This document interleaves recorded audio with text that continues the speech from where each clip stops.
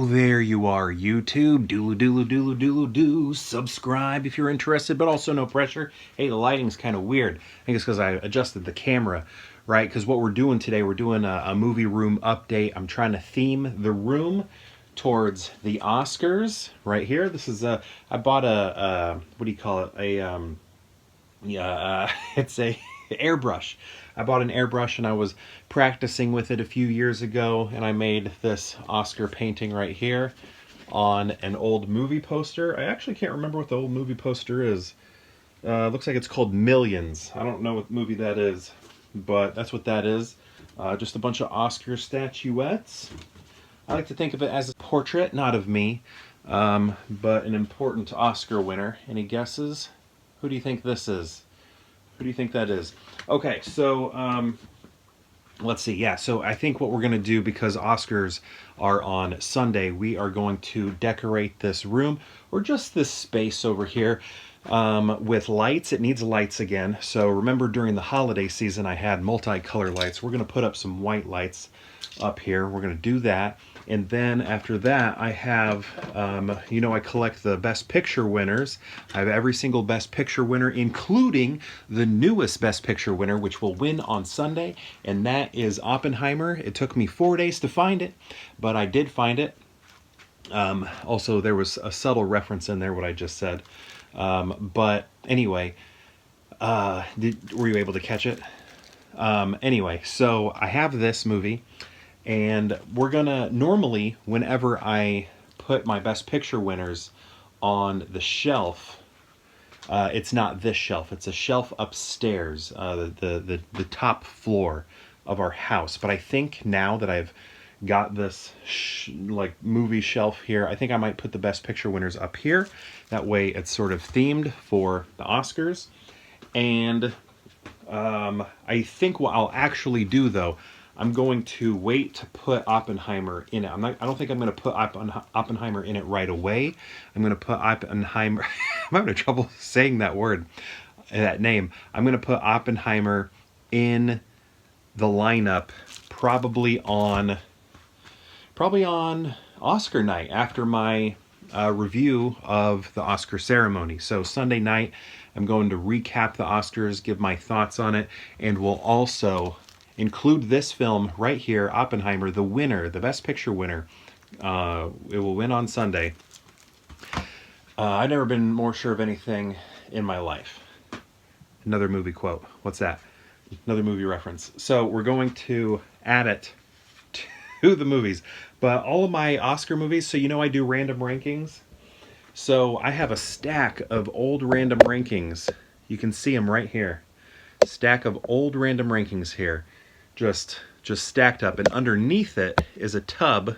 You can see the tub right there. That tub is where all my Best Picture winners are. Never mind the hole in the ceiling. Had to do some repair work up there. We're in a basement, so it's okay. But we're going to take the movies from the Best Picture tub and place them right here. So I got to move Dick Tracy. I gotta move Journey into Imagination Figment. I gotta move Beast right here, who's in Major Glare. We gotta move that, and we're gonna put him on the shelf. So that's what we're doing today. I spent 4 minutes telling you that. 4 minutes telling you that. I am long-winded. I don't think I'm always long-winded, but I'm definitely long-winded on YouTube. Anyway, here we go. What should I start with? The lights? Should I go lights first and then movies, or movies and then lights? I think I'm going to go movies. I don't know what I'm going to do. I'm going to pause it and think about it. Okay, I think I'm going to put the movies first. I need to create bookends. I think one of our bookends will be this giant thing of wood glue.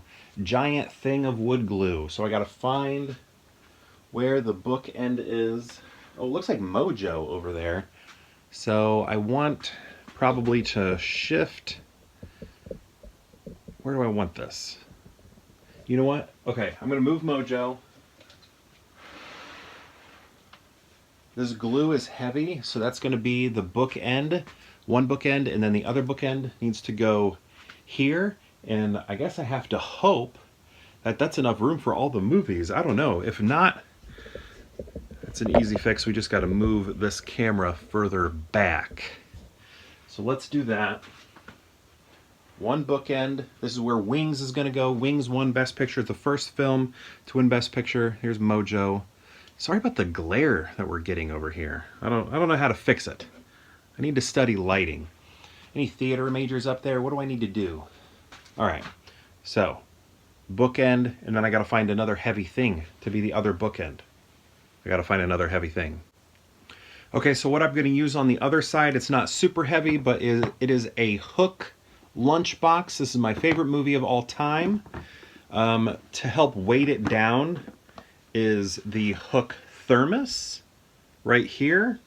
And then also proof of purchase right here. So that is going to be the other bookend. If I could just not be washed out all the time, it just keeps happening. But that's what we're going to use as the other one. I think it'll be fine. It's not very heavy, but I think it'll be stable enough to hold all of the other films. So we want Hook just right out of shot. Right here, maybe. Yeah, and I think that should be enough space to hold all of the Best Picture winners right there. I believe I can fly. I believe I can touch the sky. Jordan, Air Jordan. How many people had that poster of Michael Jordan? I know I had it in their room. It was like a panoramic poster with his arms out, one hand empty, the other one palming a ball. Imagine Wilson here. Imagine Wilson here is a basketball. Just gotta give it a little grip. And then we're Michael Jordan here, and we're that poster in every 90s kid's bedroom, right? Off topic, but Castaway. Wouldn't it have been cool if Tom Hanks had won for Castaway? He'd have 3 Oscars right now. He'd have 3 of them. I think that's pretty cool. If he would have won that, he'd have 3. He'd be in the pantheon of one of the greatest actors based on Oscar awards.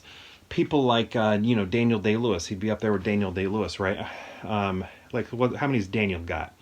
He's got My Left Foot. He's got I Drink Your Milkshake. He's got Lincoln. So yeah, he'd be right up there. He'd be right up there. And they would all be lead. They would all be lead, which is awesome. Okay, so I got to take some stuff down. I don't know if you want to watch that or not. I got to be very delicate with these because the Dick Tracy mug is broken. I got to do a video of myself fixing that. Probably going to glue it or something like that. Beast, I also collect Beast stuff. I collect Oscar Best Picture winners. I collect Beast things. I collect Hook things. I collect Dick Tracy things. I think those are my main collections that I have from adulthood. I have some stuff from being a kid, like original Ninja Turtles. I have a nice collection of those. I'd like to show those off someday. What else do I got? I don't know. I got a lot of stuff. I got stuff that just doesn't feel like a collection. Also, it's just like 90s stuff. Like I still have everything from when I was a kid. It's tough for me to get rid of stuff. So I think now we've cleared a space. I think it's okay that these 3 fellas right here are here. Jurassic Park, second favorite movie of all time. So it's okay that it's represented because we got my first movie of all time represented with this red shape right here, which of course, if you remember, is the lunchbox and thermos. I bought that after the fact. That's not the one I had as a kid. I honestly didn't even know that existed till I was an adult. Never saw anybody with it, and I don't remember seeing it in the stores. My lunchboxes as a kid were Ghostbusters, the real Ghostbusters, and Ghostbusters 2. So I had two of them. But yeah, mine were Ghostbusters themed.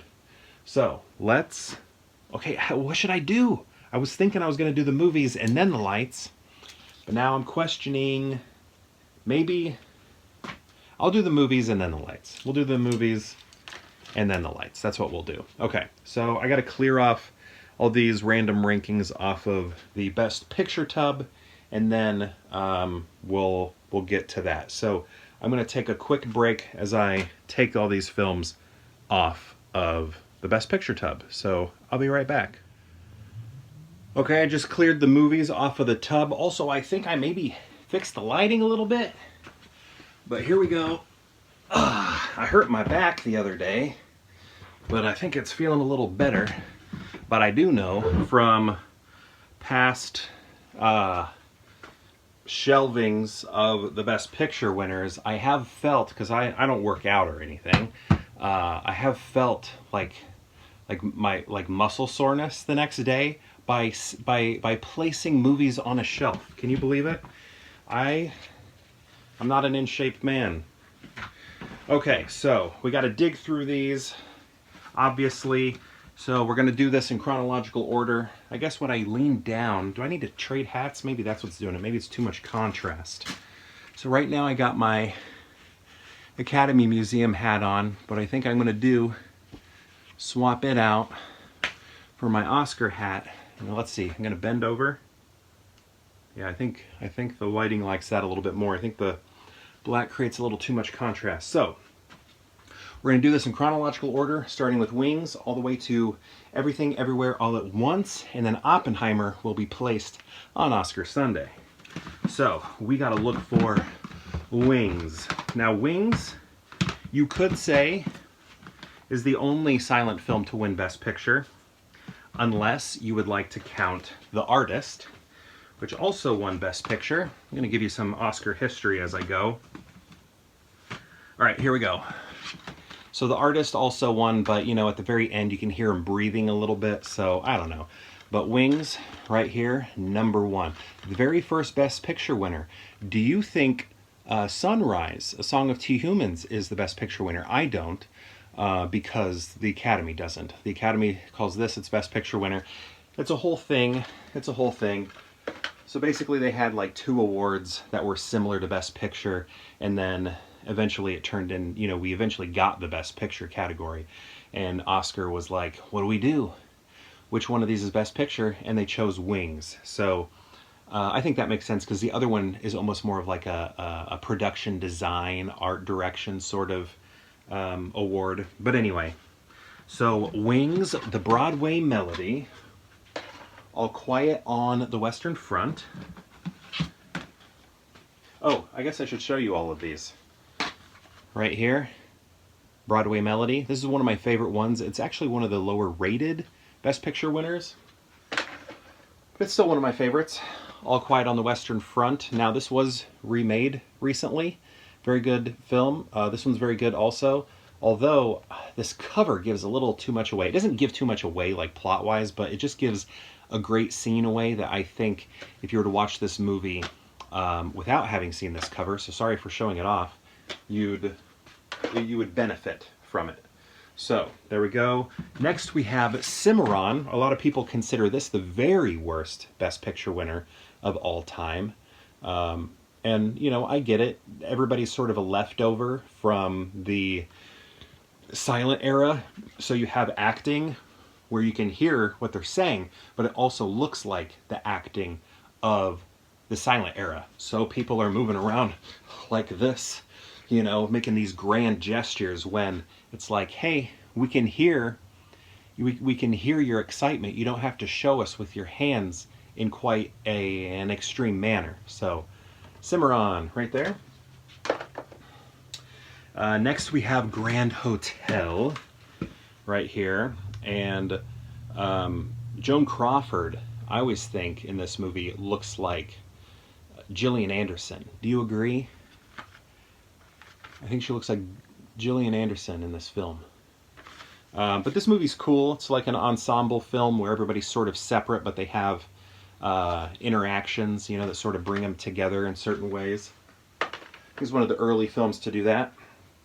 Okay, so Grand Hotel. Then, oh, you like James Cameron's Titanic? Well, have you ever seen Cavalcade, the original Titanic Best Picture winner? Because it's right here. This was maybe my first I don't know, this might have been my first Best Picture winner on Blu-ray. Perhaps. Could be. So Cavalcade, what's after Cavalcade? It happened one night. What's up, Doc? Look at that. Do you see him? Right there, it's Bugs Bunny, the inspiration for Bugs Bunny, right there. What's up, Doc? Which is funny, because my kids, today they asked, my wife, Elizabeth, they asked their mom, they asked if they could have a carrot with the green on it. So that's what she bought them today when she was grocery shopping today. And they ate carrots that look like that. And I said, what's up, Doc? You look like Bugs Bunny, kids. And it was really cute. So yeah, inspiration for Bugs Bunny right there.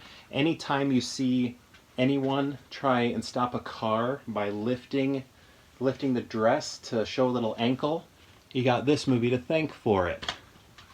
Influenced everything. So It Happened One Night, followed by Mutiny on the Bounty. There have been a lot of versions of this. So this is the one with Clark Gable, who we just saw as Bugs Bunny over there. But Clark Gable is in this. There's also one with old Marlon Brando. There's also one, I don't think I've seen the Brando one, but there's also one with Mel Gibson. I have seen that one, and I've seen this one. It's good. I like this story, and clearly, you know, it's a good one because they keep trying to retell it. A lot of versions of it. I think a lot of Brando's kids were conceived during the filming of his version. I'd heard that anyway. Am I doing this right? Mutiny. Great Ziegfeld right here.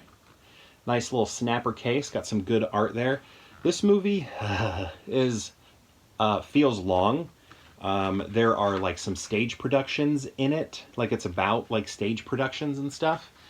And it's like we're watching entire stage productions in this movie. And it's like, I'm here to watch a movie, not a stage production. So they're really trying to show off what cinema can capture. Like, you don't have to go to the theater. You can watch it here in the movies. And a lot of those like sets that they've created are really magnificent, and the costuming is great, but it's a tough one. This one kind of feels like a slog. It's a difficult one to get through.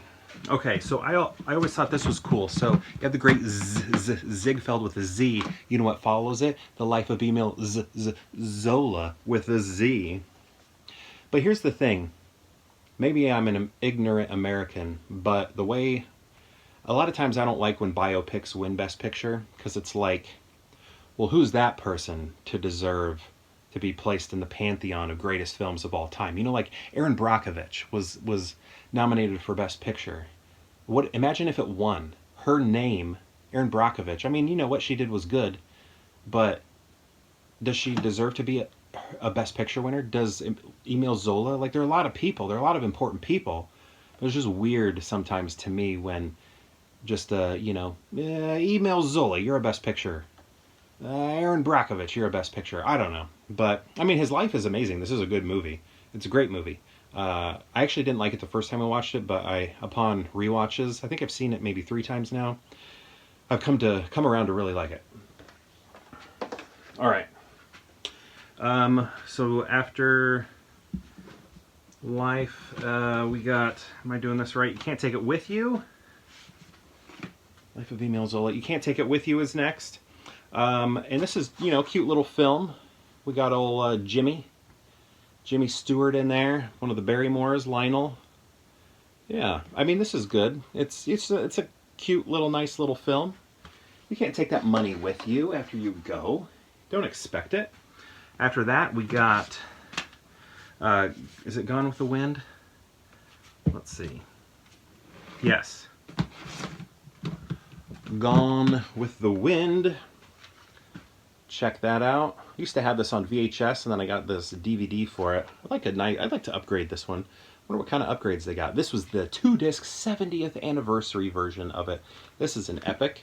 A lot of great imagery in it in terms of like the skyscapes. Really great like sunset type stuff happening here. All right. So is Rebecca next? Yes. Alfred Hitchcock, you're trying to remember, when did he win Best Director? He didn't. He didn't.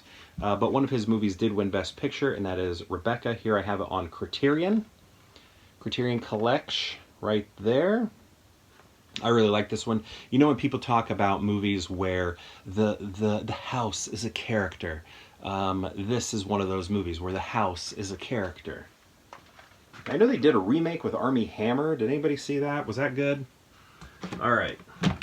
So, not Citizen Kane, but How Green Was My Valley. I actually like this movie. I think it has some really nice sets in it. The accents are unique. I don't know if they're accurate or not, but they have a way. They have a way of sounding. This is an awful cover right here for a movie with such great visuals. Not a good cover art there. John Ford directed, if I recall correctly. Right? Am I wrong on that? Yeah, okay. Yeah, directed by John Ford. I like this movie. Obviously, I do think Citizen Kane should have won. But I guess I don't even... Here's the thing. You know, people are like, this movie is overhated. But I don't know if it's really overhated. It's just like underseen, you know? And it's not like people hate the movie. They're just like, why didn't Citizen Kane win? You know, it's that sort of thing. But at the same time, I think this movie deserves more eyes on it. I think it is good. All right, next we have a propaganda film here. Mrs. Miniver, nice film. Really like this one. We have a nice family, British family here, and you know, very. I don't know, like World War.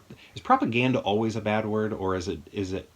You know, I feel like it has such strong relationship with negativity, but I mean, it's kind of like a propaganda film, but you know, I don't mean, you know what I'm talking about. But yeah, look at that good art right there. I like this movie a lot. All right, I like most of these, honestly. Next we have a favorite of so many people, and it actually took me some time to love this film. I watched it, gosh, a handful of times. I even saw it in the theater once because I was like, okay, in the theater, this time I'm going to like it. But what it took was a rewatch and then talking to my father-in-law about it, because this might be his favorite movie. It's one of his favorite movies anyway. And, you know, we just sat and talked about it. He sort of broke a lot of the things down for me and really helped me out with it. So now I'm actually a fan of this movie. It took a long time, but I'm actually on board with Casablanca finally. All right. Next, we have Bing. You know, Bing Crosby, all the Christmas songs, right? This is called Going My Way. He's like a bishop or a pastor or something like that, and he teaches some kids to sing. There's actually a sequel to it called, I think, The Bells of St. Mary. But, yeah. There's some imagery there, I think, with the choir. Been a while since I've watched this one, but I think I liked it my first watch, and then the second watch, I was a little bored by it. I don't know. That's a bad word. I don't like the word bored, but it wasn't gripping me like it was before. All right. So next we have The Lost Weekend, right here.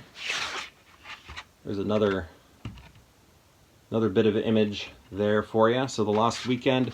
It's about an alcoholic, and they have some interesting imagery to show his alcoholism. Like he actually like hallucinates in it, and he has like bats flying around the room. But yeah, interesting movie there. Kind of feels like a cautionary tale, so it might come off as preachy, but you know, I like these movies. All right, Lost Weekend, and here's one of the best picture winners of them all, and that is The Best Years of Our Lives, about servicemen coming back from the war and showing sort of the difficult time that they had afterwards. And you know, you always hear like this stuff, you know, wasn't talked about back in the day, but here's proof that it was, maybe not to the extent it needed to be, but this movie's tackling that. And this was a Best Picture winner. And back then, I think Best Picture winners were heavily seen. You know, it's not like little indie films winning like today. So yeah, this one's great, and I think when you watch it, you might be surprised about some of the subject matter it's tackling. I mean, even the last weekend. But yeah, this one especially, sort of the mental health after after war. This is tackling it, and it's doing so. Back in the what are we in the 40s right now? Yeah, amazing. And a real veteran is in this movie as well. Wasn't an actor, was a veteran, and then was in this movie and won Best Supporting Actor. Okay. Where am I? Gentleman's Agreement. Whoa, whoa, whoa, whoa. Dropping stuff over here. Gentleman's Agreement. So far, these are in order. They're going to stop being in order, and then I'm going to be digging a little bit more. But Gentleman's Agreement right here, Gregory Peck. This is a reporter who's not Jewish, but he's going undercover acting like he is Jewish to see how he's treated by those around him in public once they find that information out, and then he's going on to report about that. So another great film here. You're going to hear me say that a lot because, as I said, I like most of these. Next we have Hamlet. Now this one, I don't necessarily like watching, but I like looking at, Does that make sense? And I have this on Criterion here, Laurence Olivier's Hamlet on Criterion. Just some beautiful imagery here, amazing cinematography. You have great contrast between light and dark happening here in a great way. The lighting is just wonderful. So yeah, this one's a visual treat here. But, I don't know. I'm not always in the mood to listen to Shakespeare. But to be or not to be, right? Okay. And again, that one's on Criterion. Next we have All the King's Men. This was remade, and the remake was definitely... Whoops, where am I at? Yeah, the remake was definitely not as good. Who was in the remake? I feel like people like Sean Penn, maybe Jude Law was in it. I don't know. We had other people in there. But this one, watch the original. The only thing is, like, his son goes to college and plays, like, college football, and the college team is called, like, college or university or go state. It's just, like, something super generic, and that sort of stuff kind of pulls me out of a movie sometimes. But, this one's good. I also really like the title sequence to this movie. The people walking in the background is really nice, dynamic, visual. It's not one of those examples, a lot of the best, not a lot of the best picture winners, but yeah, a lot of them, but also just a lot of movies will just have the title on a blank background. All right, so now we're at All About Eve. I know this one's a favorite of many people and a lot of people's top 10 best picture winners of all time. Boom, right here. Check it out. You got some how do you want to, like, drama here, right? We're talking about real drama, feuding, stuff like that. We got Betty Davis eyes happening right here. Check those eyes out. They'll deceive you. Actually, she'll deceive you. Right here. But yeah, this movie is great. It's gonna be a bumpy night. So yeah, a lot of quotes came from this that people still say today. Also, Shere Khan's voice is in this. All About Eve. That's a favorite. All right, and then American in Paris. Am I right? Okay, so An American in Paris right here. This one has some great sets as well. Gene Kelly, one of the best to ever do it in terms of dancing, right? He's a legend when it comes to dancing. But yeah, this one I'm more into for the set design. That's kind of why I like that one. Not one of my favorites though. All right, might have to start digging here.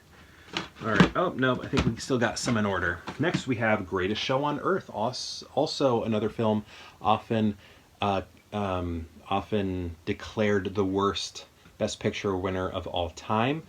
There are some bad parts to it, like some bad, like, dissolves that just don't look great. there's this parade that you see that just goes on forever. It's like they were just, Cecil B. DeMille was just like, let's just show an entire parade. How about we do that? Whoa, I should probably plug in my phone, because what if I run out of battery here? But yeah, it's like you have this parade with like evil Mickey Mouse in it. So that's kind of interesting. This is not a Disney film, but Mickey Mouse is in it as like a character walking around in a parade. Jimmy Stewart's also in this. That's him right there as that clown. His story is kind of the most interesting of them all. Yet he's not the main character. He's a supporting character in it. Okay.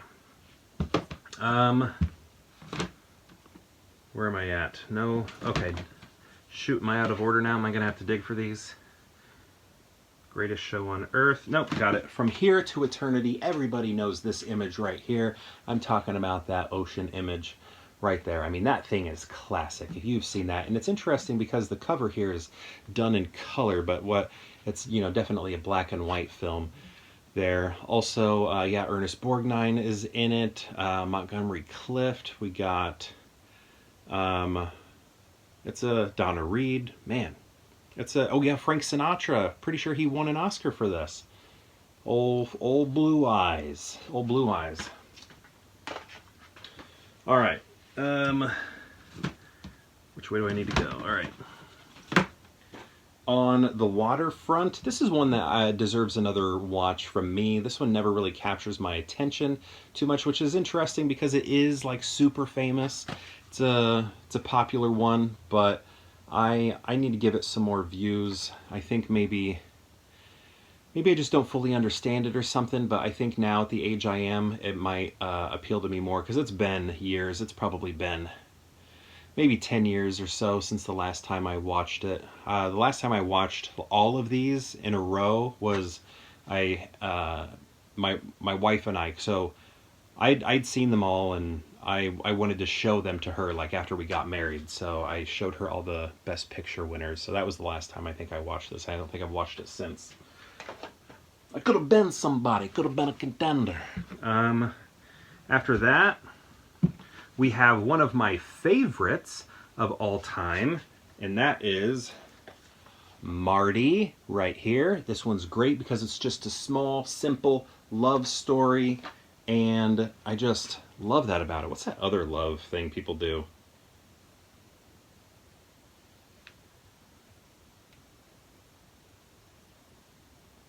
This? Oh, I did it. Right there? Anyway, he is like thinking he's aging out of relationships. He's has low self-esteem. He thinks he's unattractive. All of these things. He thinks he's gonna live with his mom the rest of his life and never get married. And then he finds somebody who sort of feels the same way about themselves. And it's just a wonderful love story. I love it so much. This one is one of my all-time favorite Best Picture winners right here. And it's actually based off of a TV show, which is cool. And not only is it based off of a TV show, but that show, so back in the day, like TV was live, like it was live broadcast. So it was kind of like you were watching a play live. And that's what this show was, Marty. So I don't even know if they have any surviving episodes of it, because I don't know if they were recording it, saving it, because that wasn't the intent. It was just to show live, you know? Like, remember that time when ER did that? ER had that special live episode. That's how TV was just all the time. Who watched ER? All right. Marty, after Marty comes Around the World in 80 Days. No, this is not the one with Jackie Chan. No. Or the one with Arnold Schwarzenegger, all those other cameos. But this movie does have cameos in it left and right. It's just so full of cameos that don't quite land, because the movie sort of like relies on the cameos, just like the newer one with Jackie Chan does. But at the time, I'm sure it was very exciting. But like when you watch it now, like those cameos don't do anything for you, and those scenes again rely on you knowing the cameo and being like, oh, look who it is, oh, that's so cool. And if you don't have that, then you just kind of have a stale scene. But there's a lot of beautiful like landscapes in here that are just wonderful. Oh yeah, also Shirley MacLaine, very young Shirley MacLaine in this film. All right, how we doing? We're doing great. Next we have, if I remember correctly, I hope I'm not getting this wrong. Yeah, no, we're good. Here we go.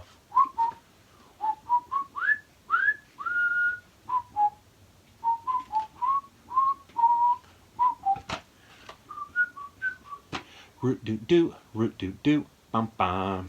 Talking about Bridge on the River Kwai. That came from, I don't know if it originated from this, but I think I used to hear it on Camp Candy. Weren't they whistling that on Camp Candy? That animated show with John Candy where he was like a camp counselor? I think it was the first time I heard it, but then when I watched this movie, I heard them whistling that, and I was like, wait a second, isn't that the song from Camp Candy? But yeah, we have Obi-Wan Kenobi up in here, right there. And this is an interesting film. You have him sort of leading, he's like a POW, and he has all of his troops with him. And what they're doing is they're building a bridge for the Japanese. And, you know, he's, I guess he's like, you know, after the war, when we win the war, we're going to have this bridge to look at and you know, look at it and be like, look at what we made. Wow. I don't know. And also they're giving away the movie on the cover. Here, what's on this cover? Doing the same thing right there. But anyway, yeah, good movie. I know a lot of people love this one. A lot of your grandpas and dads probably love this movie. Good one. Right there, Bridge on the River Kwai, followed by, oh yeah, I really like this one too. Gigi, Thank Heaven. Ooh, creepy. You ever see My Father the Hero? When he's playing the piano and he's singing Thank Heaven. That was from that movie is when I first heard that song, and then in this movie. But this movie has great production design, great art direction, great costuming. I just love the interior spaces in this movie so much. They just are beautiful to look at. And yeah, GG right there. All right, GG followed by Ben-Hur. We're talking about a movie of epic proportions, and look, I just have it on this simple DVD with a, excuse me, terrible art cover right there. Like, this is doing nothing for nobody, right? Just says, hey, Charlton Heston, you've heard of him. Maybe you'd like to see this movie. There you have The Chariot Race, which of course is super famous, but I don't know. So this movie is interesting. It has like Jesus in it. It has Charlton Heston. Gosh, who else is in it? Is Leslie Nielsen in it? I can't remember. I think Leslie Nielsen maybe auditioned for it or something. Maybe I saw him on like some deleted scenes or something. I can't remember, but I've only seen this one a couple times. It's a long one, but you know, epic, famous, all of that. Didn't it get remade recently and nobody saw it? All right, so after Ben-Hur, we have The Apartment. Call it a Christmas movie if you want. I'm not going to argue with you right here. This is another one. Like, you know, when you're a kid, you think anything in black and white is probably super wholesome because you're growing up watching Lassie, you're watching Dennis the Menace, you're watching Leave It to Beaver, you're watching the Andy Griffith Show. So you're like, oh, if it's in black and white, it's a wholesome topic, right? And then you watch The Apartment and you're like, oh, hello. Wasn't expecting something a little saucy like that, a little spicy like that. But you will find that in this movie right here, and it gets into some pretty dark subjects also. But yeah, The Apartment. All right. I think I may have accounted a little too much space. I think we'll be just fine here. So after The Apartment comes West Side Story. Whoa, look at that thick piece of physical media right there. This was recently remade by Steven Spielberg. I prefer this one. Sorry, Steven Spielberg, you're still my favorite director of all time. But I do like this one more, but it's not like I love this one at the same time. I think this is just not my thing. So here I don't know, the dancing's kind of growing on me. I also like some of the sets. I don't know. It's never been my thing. When you're a jet from your first cigarette. This one's big enough to be its own bookend. Well, alrighty. Okay, so we have West Side Story, and then, uh-oh, they're starting to get out of order. Where's Lawrence? There he is. Lawrence of Arabia. Hello. Look at this cool box. Like this is canvas right here. This is a canvas casing here. Nice bit of physical mead. Physical mead. It's like a book. It's like a book. This one, I don't know. When I'm watching it, it feels overly long. I think this is one I need to see in the theater sometime. I think I'll appreciate it more. Look at that gold lettering. Are you able to see it, or is the there we go, gold lettering. On the back as well. Look at that. That's gold shimmery lettering right there. So yeah, for me, this one, it's another rough one to get through. It's tough for me to have the patience for it, I think. So this one's like lower on my list, but I think it's a me thing. It's not the movie thing, because I know it's beloved. People love it. So yeah, this one's on me. But I do like some of the visuals in it, and the trick, of course, is not minding it hurts. That's how I can get to the end of the movie. I just don't mind that it hurts. All right, so we got Lawrence of Arabia. Now I gotta find Tom Jones. Found it. Yeah, this is gonna get difficult here. Tom Jones, the first movie to break the fourth wall. Not the first movie, but the first Best Picture winner to break the fourth wall. It's a comedy. There's a famous eating scene in it that's kind of gross. Yeah, Leonard Maltin gives it 4 stars. But, I like parts of this one. I don't know if I like it all the way through. It is kind of obnoxious, but, Tom Jones. After Tom Jones, we have My Fair Lady. I love the beginning of this movie a lot, like the plot of it. I really love like when she's speaking Cockney and that dude who knows languages and phonetics and stuff. He's like, I can tell you exactly where you're from. I screwed up his accent because he's definitely not got that one I just did. But anyway, I like that part of the movie. And then when she like learns to be more proper and everything, it kind of loses me. And then the only thing I really care for is the sets. I really like the set design. And also, if you've ever seen, obviously, Pretty Woman, it's riffing off of this quite a bit, even with a lot of the visuals as well. All right, so next we've got The Hills Are Live with the Sound of Music right here. The classic movie. It's good. Oh my goodness, look at the back of this. Does that make anyone else think of Punch Drunk Love? I looked at that and I was seeing Punch Drunk Love, and I was like, what the heck? Why is Punch Drunk Love on the back of Sound of Music?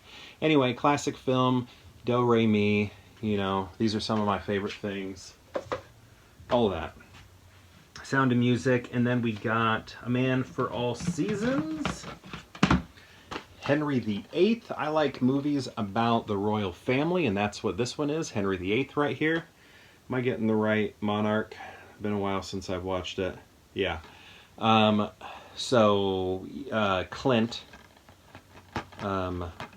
Clint Shaw. You know him from, Robert Shaw. You know him from Jaws. Right there, playing Henry VIII. So yeah, interesting story here with that one. British royal family. British royals. All right, so Man for All Seasons. Then we got In the Heat of the Night with Sidney Poitier.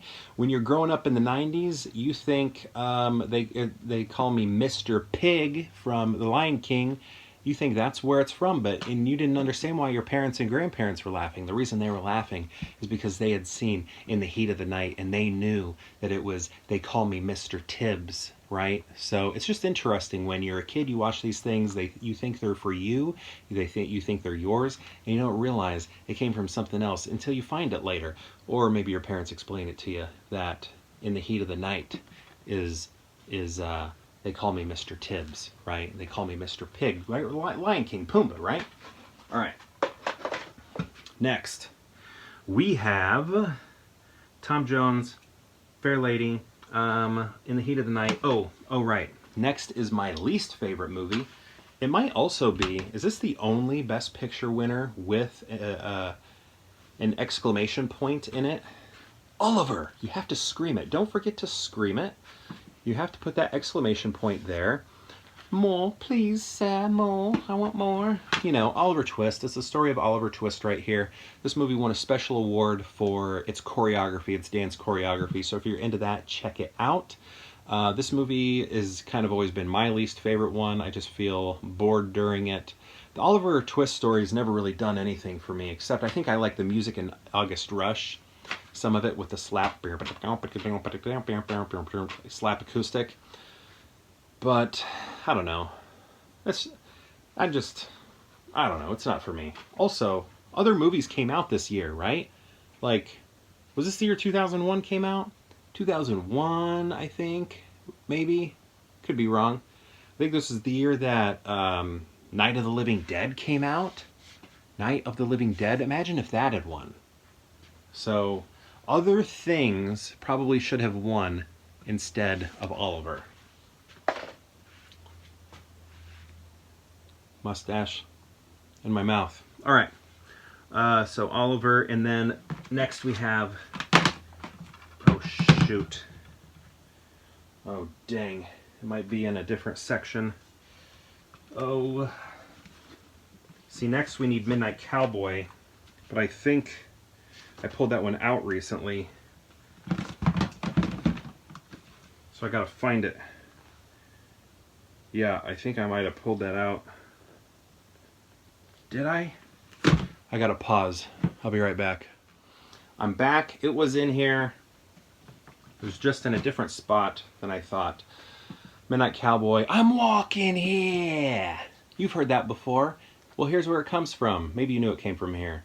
But yeah, it's about prostitution right here. We got the gigolo right here. We got the pimp right there. You know these people. We got our John Voights right here. The Midnight Cowboy and Dustin Hoffman there as, what's his name, Rizzo or something? I can't remember. It's been a while since I've seen it, but I like this movie. It's a good one. Yeah, check it out. Worth seeing. Also, look at this cool, it looks like a steelbook, but it's not. I love that. All right, straighten some of these out. There we go. Looking good. We got plenty of room here. So I did Midnight Cowboy. Now I need Patton. I should almost like order these because they are not in order. All right. I haven't left you. I'm still here. Who's looking for Patton?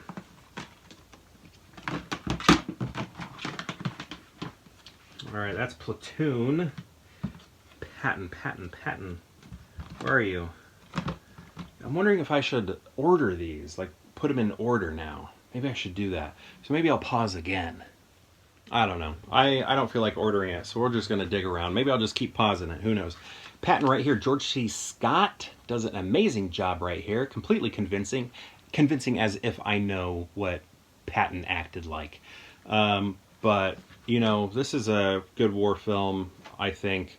Kind of gets into maybe the mind of Patton in a way.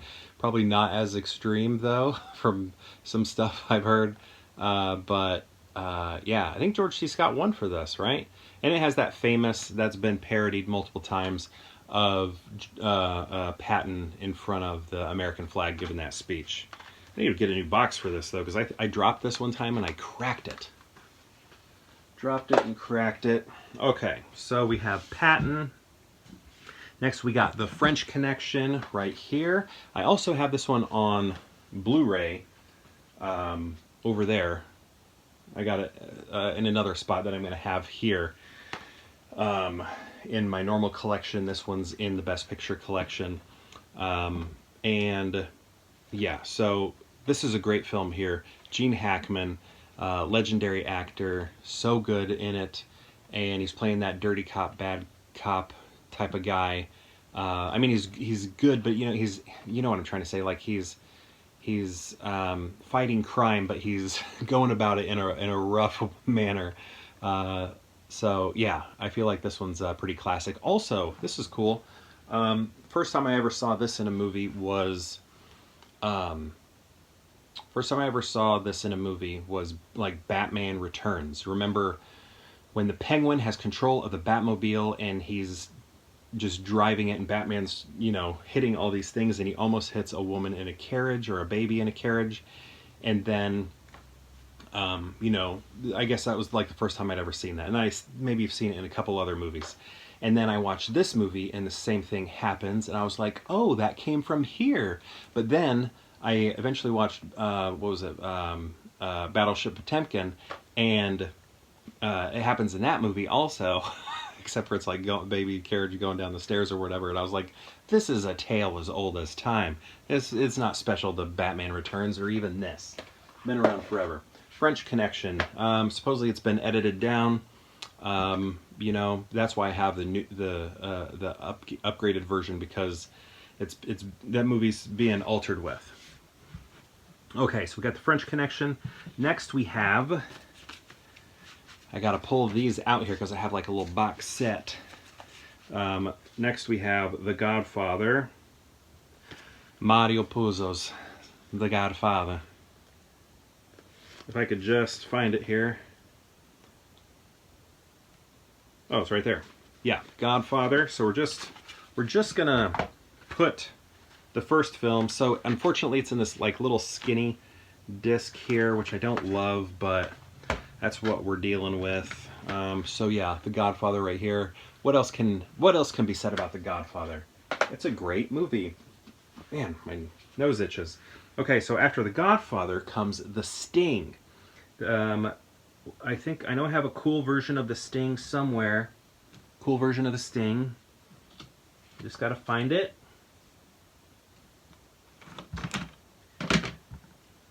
Come on, Sting. Ah, here it is. It's another one of those like book-like movies, right? Has some nice gold right here. This is in gold leaf. Right here, The Sting, right there. Kind of like looks leather bound right there. Paul Newman, Robert Reddy, right there. And this one, this one's a lot of fun.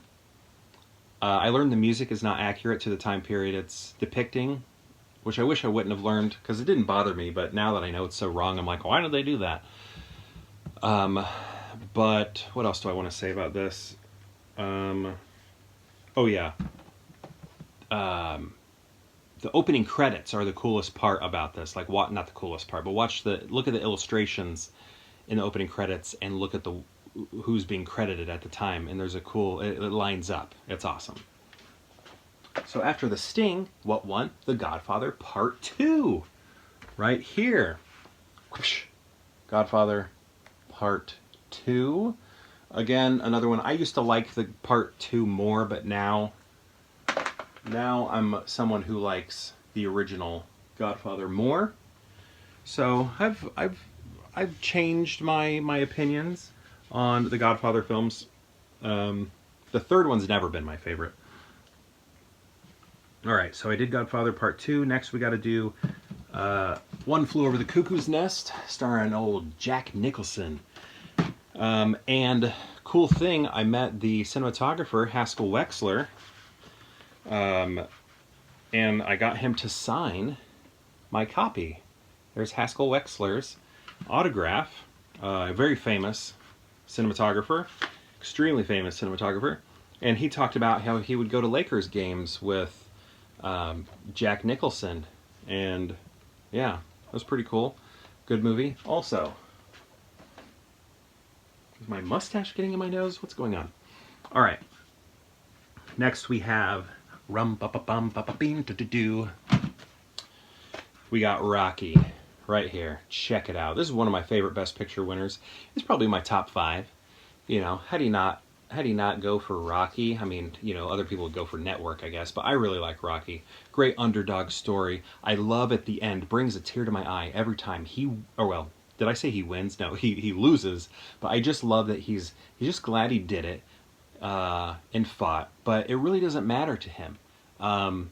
I mean, that's all that matters. It doesn't matter to him that he lost. It matters to him that he did it. But what really matters to him is Adrian, his love for Adrian. You know, he's screaming her name out there. Oh gosh, it gets me every time. I love it. Rocky is fantastic. Probably my favorite Rocky movie. I think probably for most people, right? So after that, we have Star Wars. Just kidding, just kidding. That's probably the oldest joke in the book. It's actually Annie Hall. This beat Star Wars, but you know, it's I'm not, you know, I also think Star Wars should have won, but Annie Hall, I think, is a movie that stands the test of time, like when you're looking at the movie and only the movie, right? But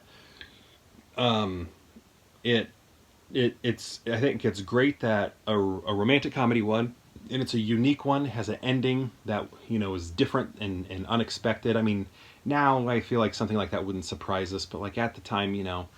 And also, I like how it's silly and over the top with a lot of its humor. Like, it breaks the fourth wall. It's another one that breaks the fourth wall.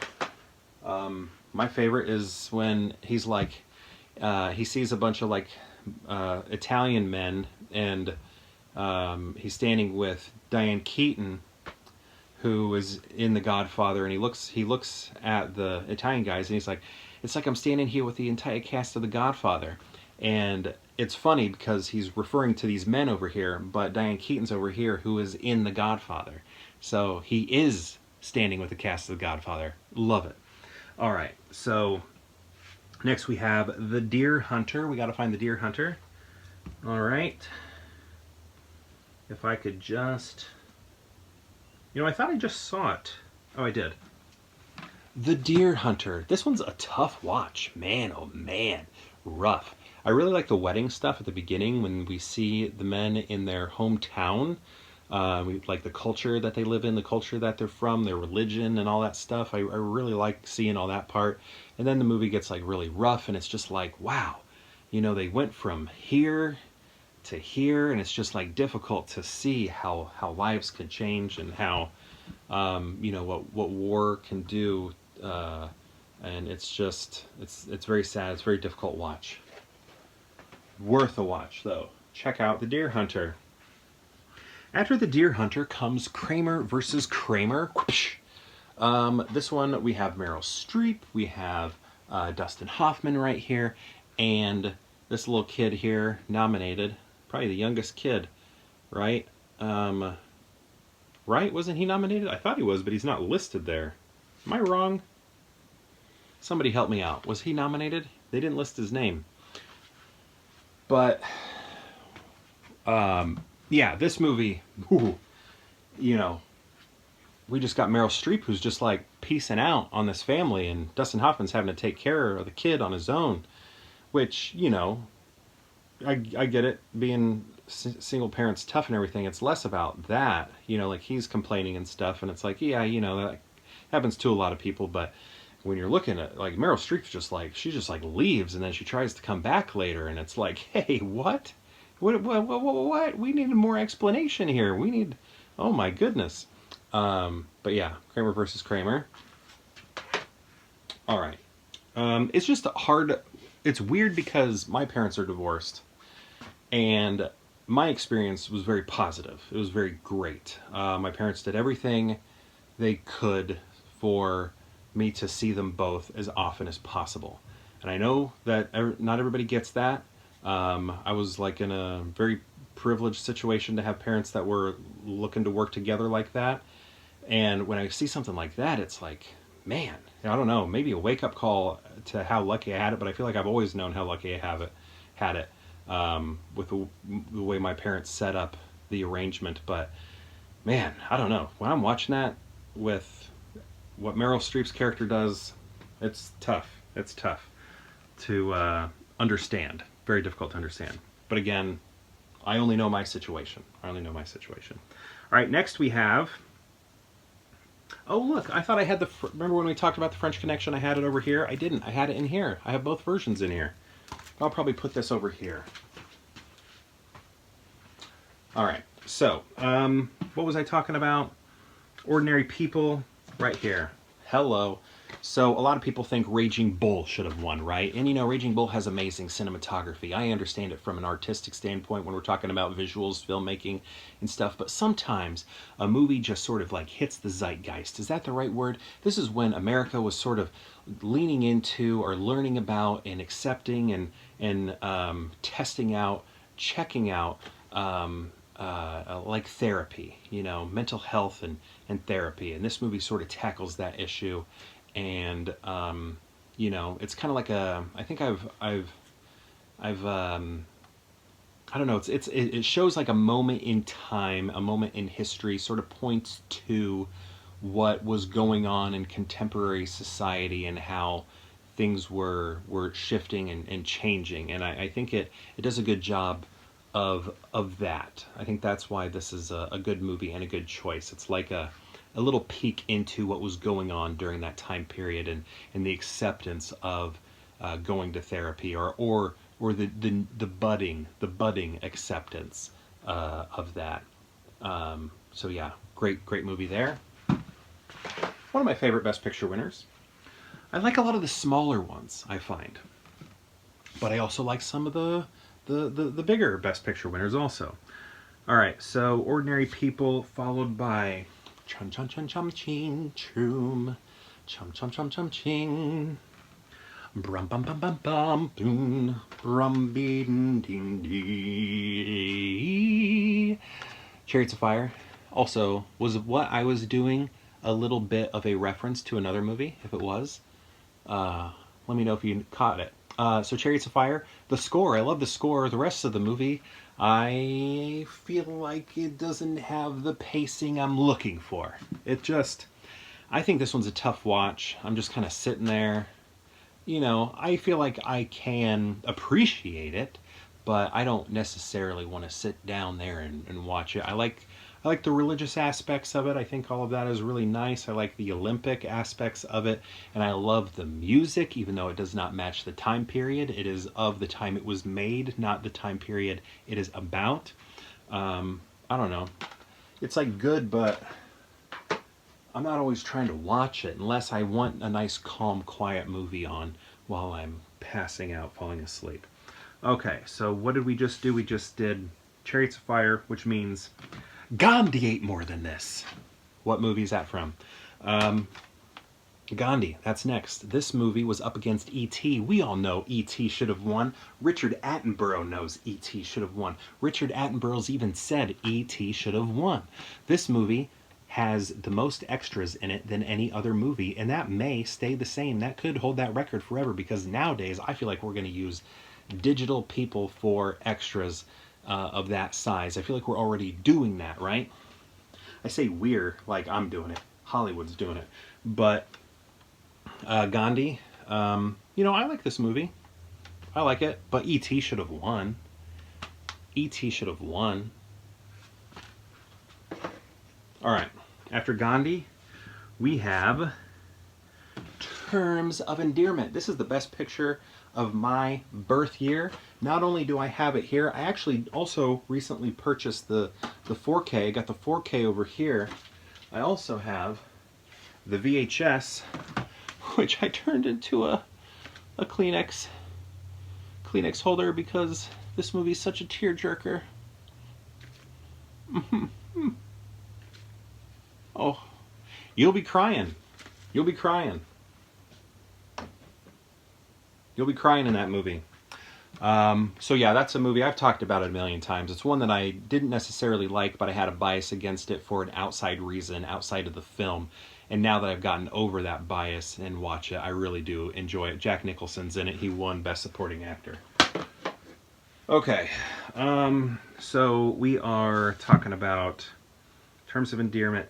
Next comes Amadeus, whoosh, right there. This movie's good. I mean, this one's up there. It's one of my top 10ers, probably. Top 15ers. It's just so, like, wild. It's so, like Mozart's just, like, he's everywhere. He's all over the place. I would have liked to have seen, I mean, what's the actor's name who plays him? He does an amazing job. He's so good. I think he's great. But I also would have liked to have seen Mark Hamill do it, but they didn't want Mark Hamill to do it because Mark Hamill was doing it on stage. So they didn't want him to do it for the movie. I'm just curious how he would have done. Would the movie have been as successful? Would Mark Hamill have an Oscar, you know? Who knows? But this one, check it out. All right. After Amadeus, we have Out of Africa. You know, this one's also one of my least favorites. I think I usually say Oliver, but maybe this one is. Another one is The Pacing's Not For Me. I can't even tell you what this is about, and I've seen this movie probably 4 times. And, I mean, it's been a long time since the last time I watched it, but it's a tough one. Also, look how bad the art is right here. So we have Meryl Streep, who looks like she's airbrushed and a painted person, like painted out of like an airbrush or photoshopped or something like that. And then here, he's a photograph. It's weird. It's kind of like if you look at the cover of You've Got Mail, it's the same way. Tom Hanks is like artificially looks painted, and Meg Ryan's a photograph. What the heck? Don't like this movie, but maybe I should give it another shot. After Out of Africa comes Platoon, and we also have another signed copy. I had the chance to meet Oliver Stone, and I had him sign this. I was at a screening of Born on the 4th of July, and I handed him this and Born on the 4th of July, and he signed this, and he said he wouldn't sign the other one because he would only sign one thing. So I didn't get the other one signed, unfortunately. What I should have done immediately was hand it to my wife, and then be like, it's hers, you know, sign hers. But that occurred to me after the fact, and then I handed it to her, and then I was like, hey, can you go up there? And then she went up there, but then he was gone by then. But then we went to an after party with him in it, and nobody was asking for autographs at the after party, so you're just kind of like hanging out. You had to be cool and everything. Also, Lakeith Stanfield was there. Before people knew who he was. I totally regret not getting photos with him, because, I mean, he's an Oscar nominee. He's a great actor. Haunted Mansion. I mean, he's great. But, yeah. Also, I didn't even show you. There is Oliver Stone's autograph. This is a steelbook. Really love it. I accidentally scratched it years ago. I got a tiny, small little scratch right there. It's matte. Oh, I love the matte look, but I scratched it. I'm sorry. I'm upset with myself. It's signed. I need to get one of those like little covers, you know, like a little saran to put around it. Okay, Platoon. After Platoon is The Last Emperor. I saw this movie first when I was a kid, a young kid, or yeah, I guess I would have been a kid when this came out. A young kid, and I was like mesmerized as a young one watching this. And I don't think I saw it in its entirety because it's a super long movie. Look how thick this is. This is a Criterion. And then I'm watching it as a kid, and then eventually bought this and watched it in full, and still very good. I liked it more. So I've seen it probably twice as an adult, and I think I liked it more the second time I watched it with my wife. Yeah. Last Emperor. Okay. How's that? Looks good? It's almost like a bookend. Alright, after The Last Emperor comes Rain Man. All I'm going to say about this one is watch the very end, the very, very end, and it does like a boomerang, like the very end. Watch it when the Tom Cruise is like standing there, and it's like a boomerang. You know, do they still call it that? It's like it'll play forward and then it will play backwards, and it'll play forward and then it'll play backwards. Watch that, and I hope I didn't ruin the movie for you. Okay, so that's Rain Man. Driving Miss Daisy. Rootin' doodin' doo, ba da ba da da, rootin' doodle doo, also a movie reference that I already referenced. Did you catch the reference?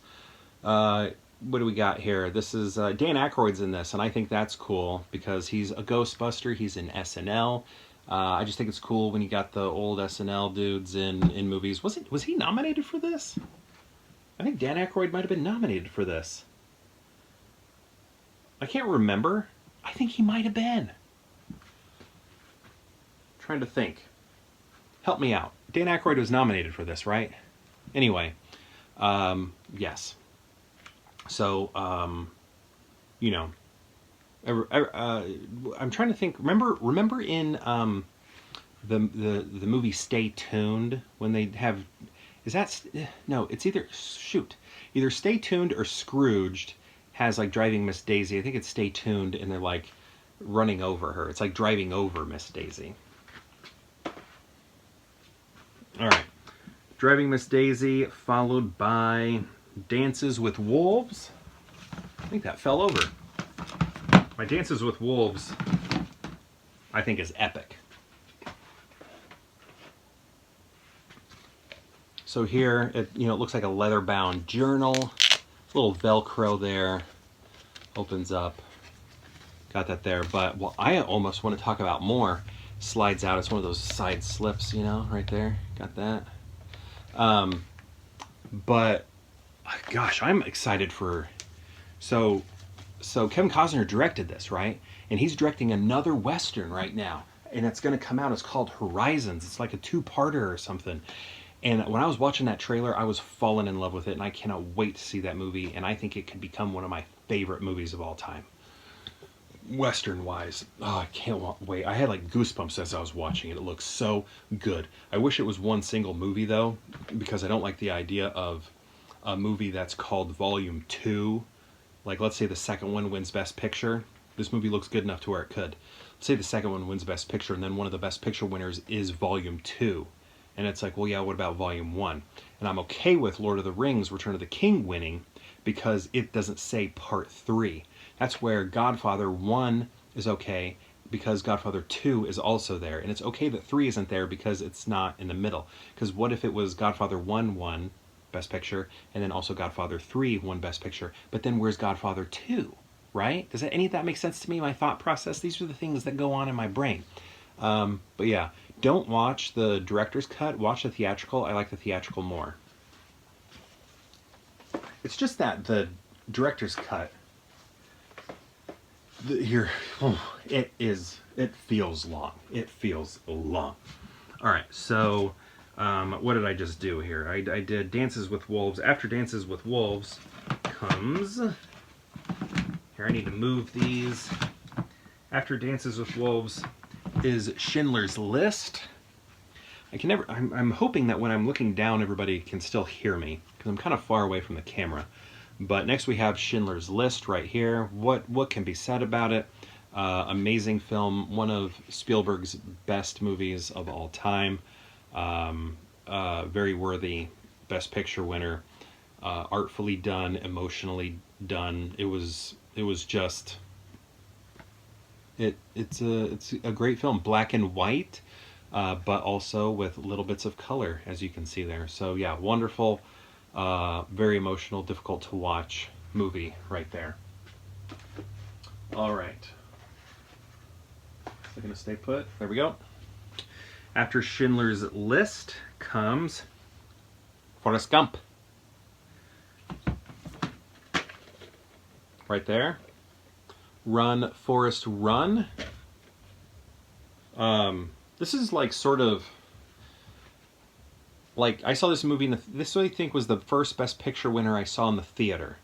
So that was really cool to me when this won Best Picture, because it was like, wow, I saw a movie that's called The Best. So yeah, I don't know. Love it. Love Tom Hanks. Favorite actor of all time. And I think it's great that he won. And also, this was his second win in a row, because he just won for Philadelphia the year before. How cool is that? After Forrest Gump, we got Braveheart, but I gotta find it because it's not in order anymore.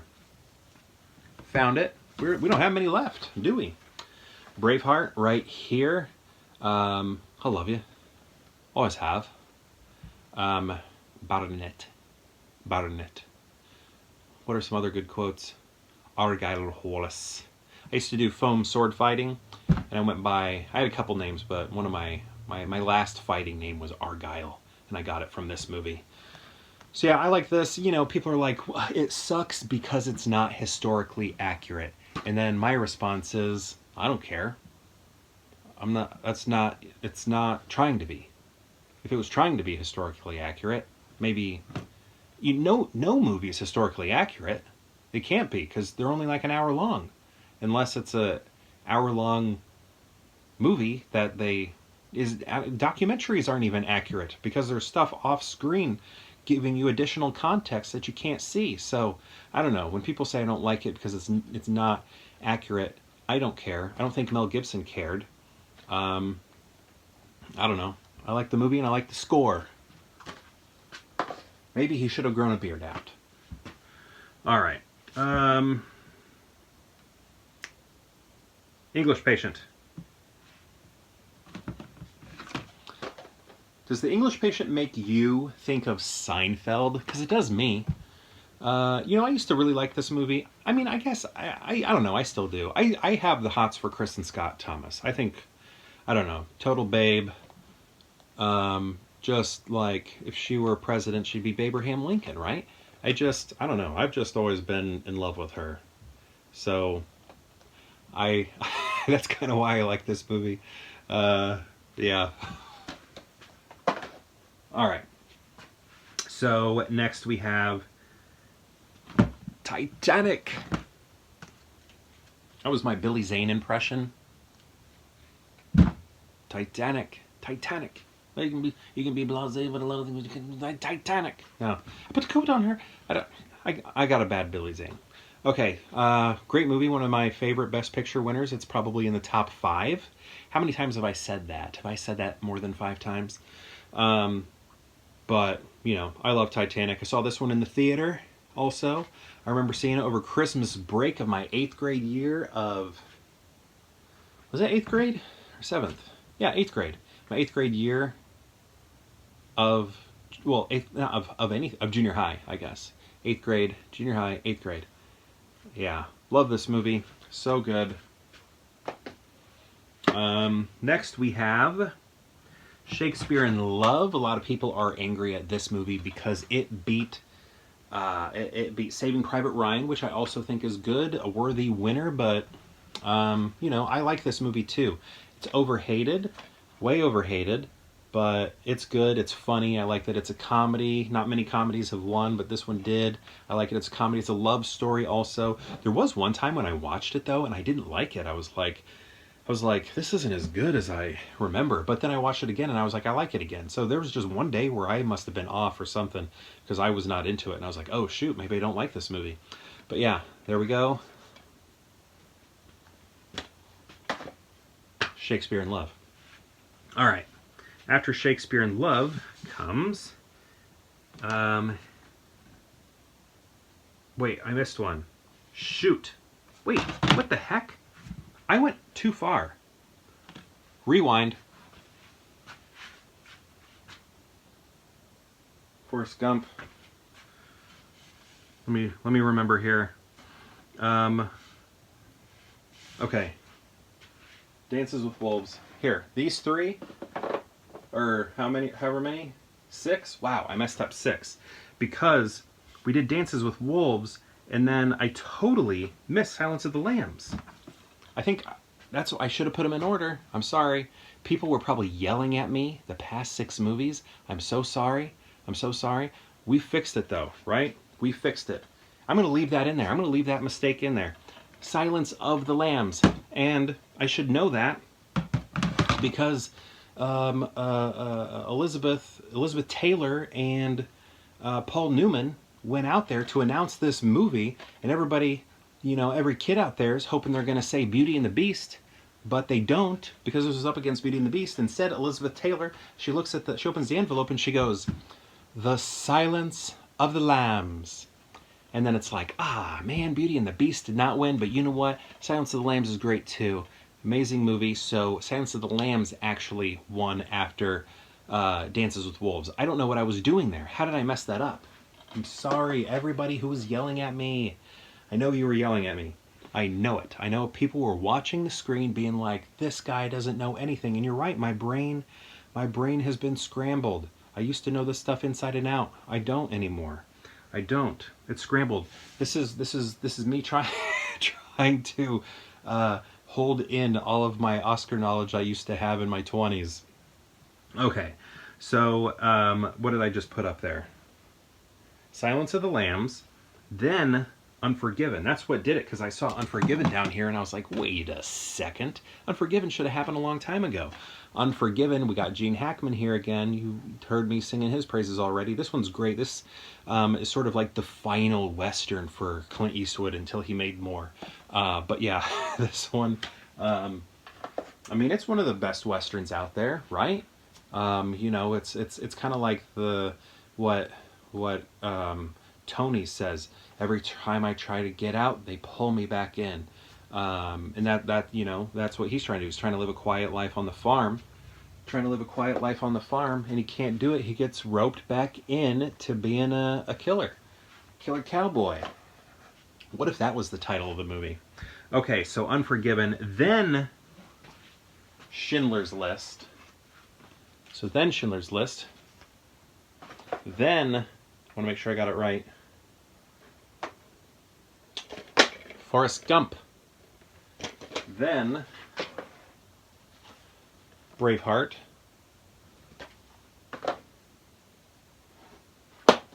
Then The English Patient, Seinfeld. Then Titanic. Then Shakespeare in Love.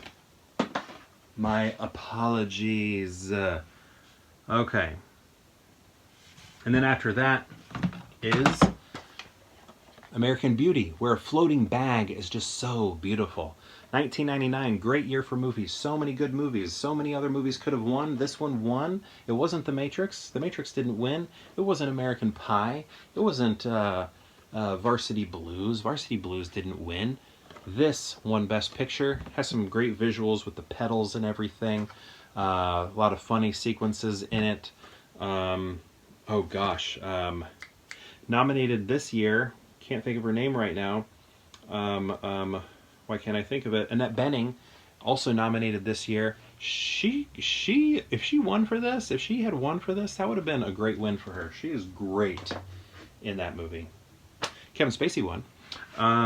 Okay. So what did I say? American Beauty, and now we're at Gladiator. Where's Gladiator? Right here. Gladiator. See that? Right there? Russell Crowe. Are you not entertained? I'll have my vengeance. What does he say? Husband to a father. Husband to a murdered wife. What order is it? Father to a murdered son, husband to a murdered wife, and I will have my vengeance. And Joaquin Phoenix is over here being a joker. You know, thumbs up, thumbs down, thumbs up, thumbs down. And yeah, Gladiator, right there. Great one. When I was in high school, that was a lot of people's favorite movie in high school. Okay, so I did Gladiator, then A Beautiful Mind. Here's the thing, Beautiful Mind, I liked it when it came out, and then after a while I stopped liking it, and then now I like it again. And what made me like it again was watching the commentary, listening to the commentary. The commentary is very good on this, and it sort of pointed a lot of cool things out to me in terms of the film form, and I really like that. Very good. Well, I'm not going to say it's very good, but the film form is very good. I don't necessarily think that movie should have won. Something else probably should have won. So, A Beautiful Mind. Then we have... Got to find Chicago over here. Oh, man, I still feel very bad about forgetting about some of those movies. I apologize. I'm still feeling it. Next we have Chicago. So, do you think... Here, this is my question. So, do you think had Moulin Rouge won... Instead of A Beautiful Mind, had Moulin Rouge won instead of A Beautiful Mind, do you think Chicago would have won? Or do you think Chicago is the result of Moulin Rouge not winning?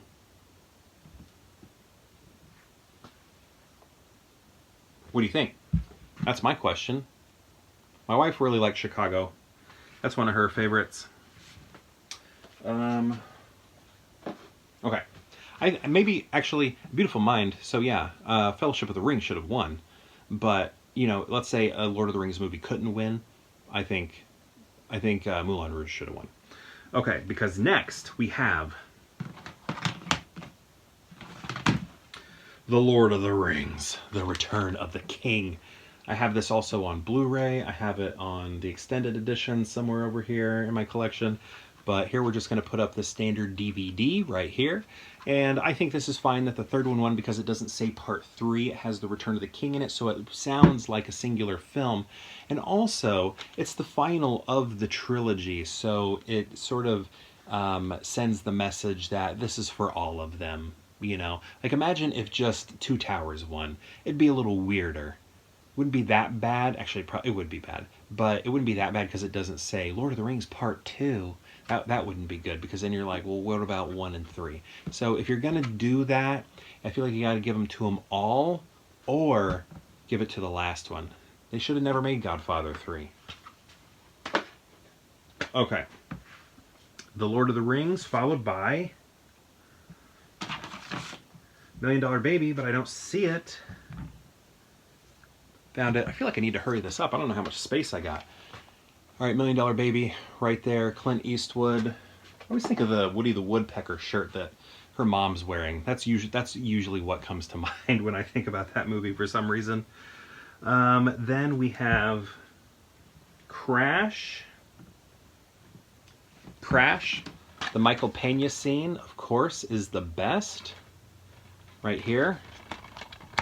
Best part of this movie and a lot of movies. I mean, gosh, not the best part of a lot of movies, but I'm just saying, like, that part is so good that it's just like, oh, it gets me every time. I don't even know if I've seen that since I had kids, but now that I have kids, I'm sure it would be much. I mean, I think one time I was just thinking about that scene and started tearing up since I had kids, but I don't think I've watched it since I've had kids. I think that'd be difficult. Oh, okay. Next we have The Departed, right here. How did I do with that? The Departed? Is that a Boston accent that I did? This is a good one. It's a Scorsese film. Won Best Picture. What do you think? Should Goodfellas have won over Dances with Wolves? Let me know. All right, so The Departed, and then we have No Country for Old Men, the Coen brothers. A lot of people think this is one of the few times the Academy got it right, got the Best Picture. This was also up against There Will Be Blood, another favorite, but I like this one more than There Will Be Blood. I like There Will Be Blood, though, but it does seem more like a performance than like a film, if that makes sense, where this one feels like a film. Will you hold still, please? Okay, what do we got? Slumdog, if I could just find it. Here it is. Slumdog Millionaire. It is written. This is a good movie. Oh gosh, yeah. Frida Pinto, fell in love with her. This, and what else was she in? One of the Planet of the Apes movies. Beautiful, beautiful. Love that movie. Also, I like Danny Boyle's directing style for it. Really good. All right. Next, we are in the Hurt Locker stage. Right here. Should it have been Hurt Locker or should it have been Avatar? What do you think? Hurt Locker or Avatar? Hurt Locker, great, amazing film, very affecting. One of the most affecting films I've ever watched. After I watched it in the theater, I feel like it ruined my day. It was very tough to recover from watching it. Very emotional or something afterwards. I was like, had a feeling of impending doom or something. And then, but then you have Avatar, which pushed the medium forward in good ways and bad ways. Remember the 3D boom? That was kind of annoying. But yeah, Hurt Locker, good film, Jeremy Renner. After the Hurt Locker, we have The King's Speech, because I have a voice. Right here. What do you think? Should this have won or The Social Network? I think, honestly, I like this movie. I'm a fan of this movie. I'll champion this movie, and I love British family films, British monarchs, but I don't know. I think The Social Network. Should have won. It's the better movie. Oh my gosh, and definitely should have won Best Director. That movie had other things going for it, right? And then after The King's Speech comes The Artist. Remember when I mentioned that a long time ago when we talked about Wings, that first film? Over here. Do you remember this? Silent Films, right there. This one has a little bit of sound at the end. You can hear them breathing, but otherwise, spoiler alert. John Goodman's in this. Love John Goodman. I'm bad. All right. All right. Where are we at? I did The Artist. Artist? Argo? Argo, F word to yourself. Argo, F word to yourself. You know, this movie feels very mainstream.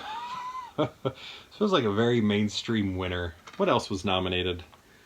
Was this the year that Midnight in Paris was nominated? I can't remember. I don't know. You know, I like it. But it feels very mainstream. Here's what I like about it. Here's why I like the Argo one. Because in this movie, films like The Planet of the Apes, films like Star Wars are lifted up and bolstered up in this movie and showcased. And because of that, even though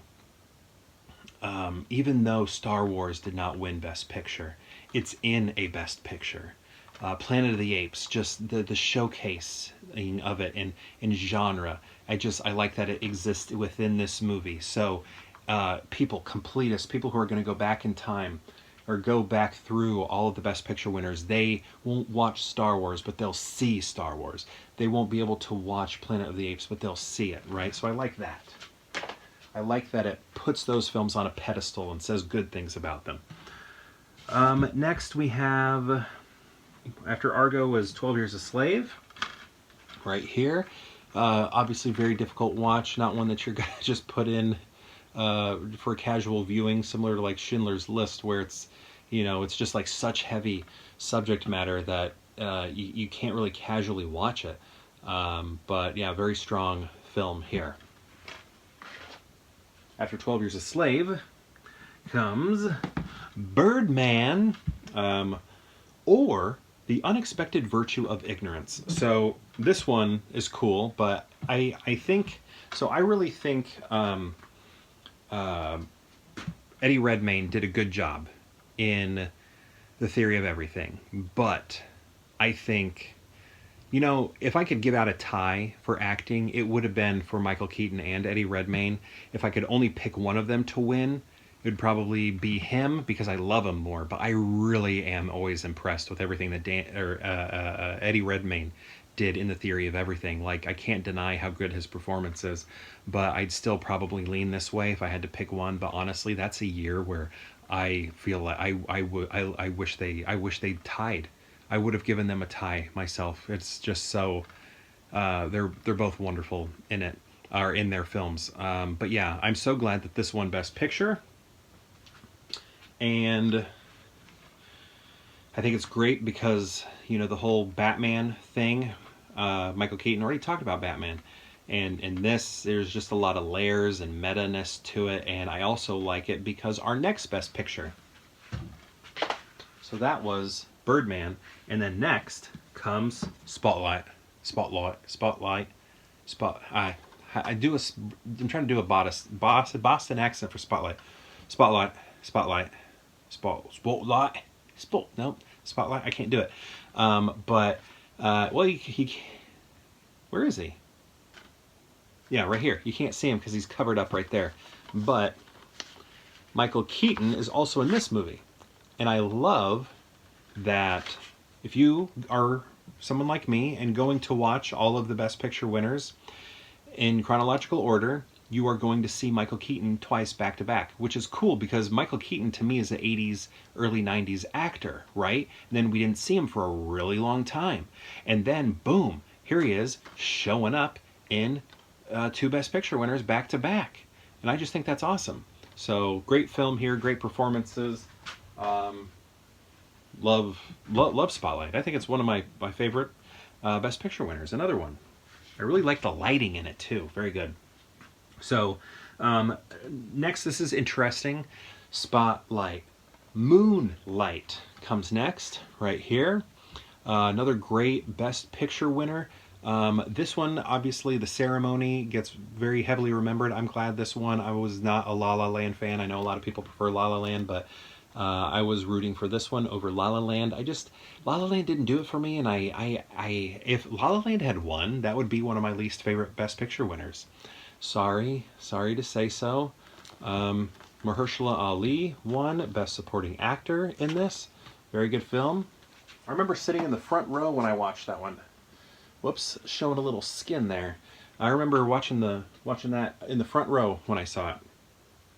Okay, and then we had Moonlight, and then we have The Shape of Water right here. The Shape of Water, Guillermo del Toro. I had the chance to meet him, but I met him before this movie came out. So I had him sign my copy of Pan's Labyrinth and my copy of Crimson Peak. Love Crimson Peak. And then this is good too. This is a Best Picture winner.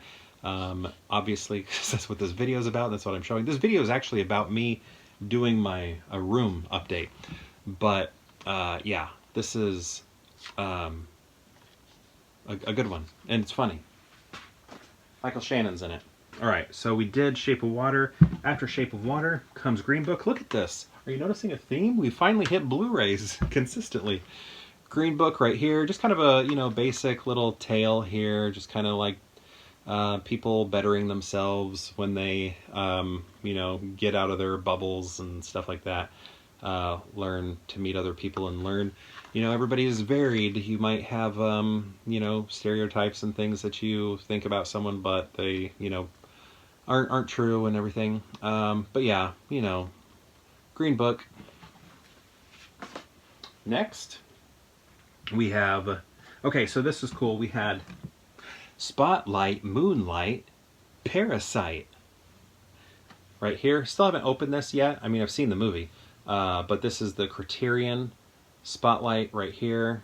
Great film. Also, my alma mater is mentioned in this, Illinois State University. I went to Illinois State, and they talk about it in this movie. So how can I not love it?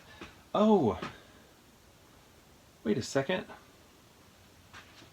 I just painted that movie, but I don't know. I don't have it here. Where did I put it? I painted that film. Hold on.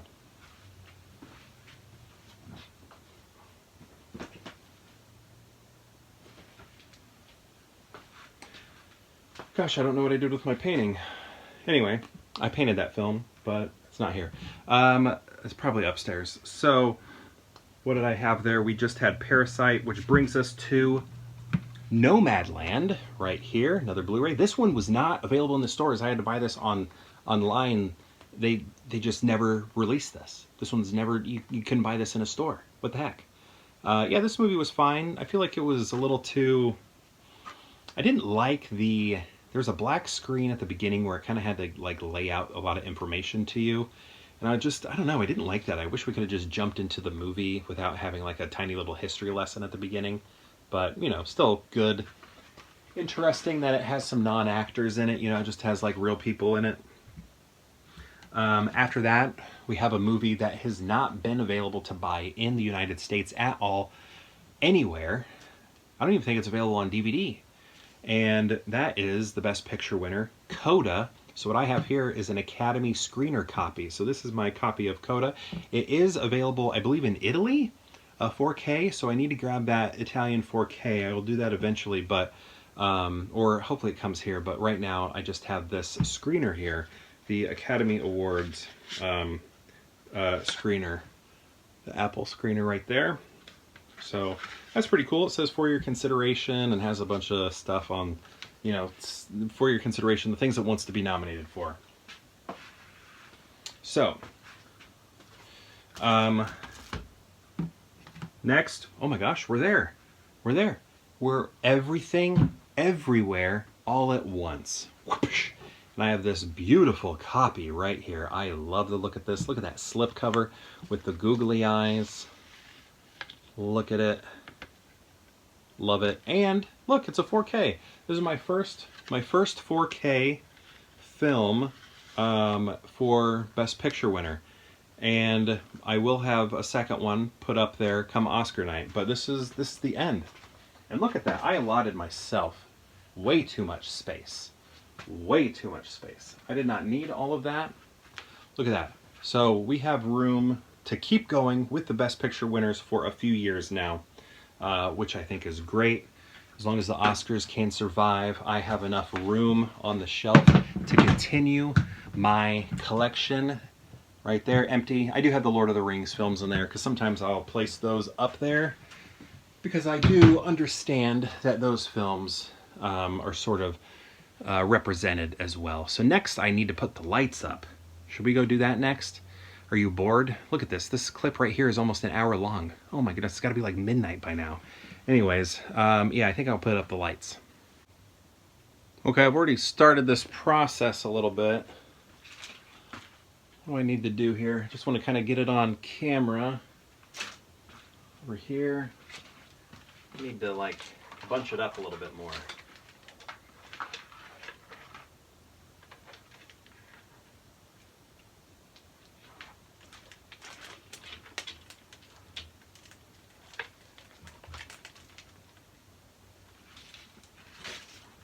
Needs to be a little noisier.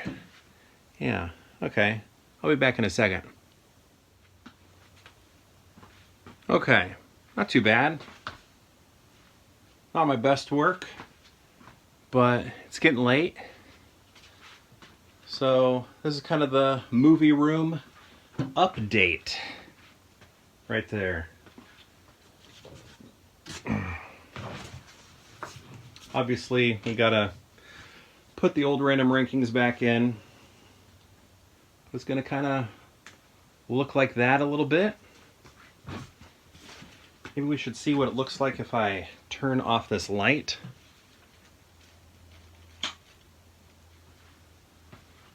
Cool, cool.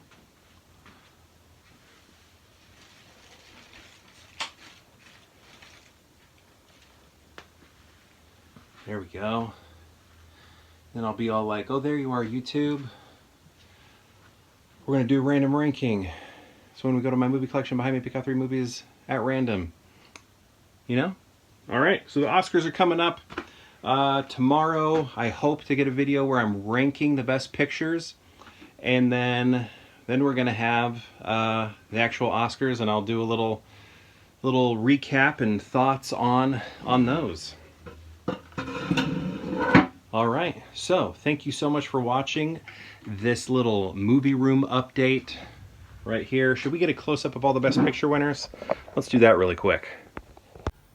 All right, we're starting with Wings. And then here we go. Through History, Oscar History, Cinematic History Before Your Eyes, happening right here. Through DVDs, through Criterions, through studio releases, also through Blu-rays, and finally 4Ks. What will be placed right here on Oscar night? I think we all know, but it won't happen until Oscar night. So thank you so much for watching this video, this room update, this placement of the best picture winners as we theme the room for the Oscars, even though we only got like 2 days left. But yeah, thank you so much for watching. Very much appreciate it. I think this video is probably like, what, 2 hours long? Probably somewhere near there, maybe not. But anyway, thanks again, especially if you made it to the end. That is so cool. I appreciate it. Thank you so much. Truly, that's amazing. And perhaps we'll see you tomorrow for more Pure Hangout.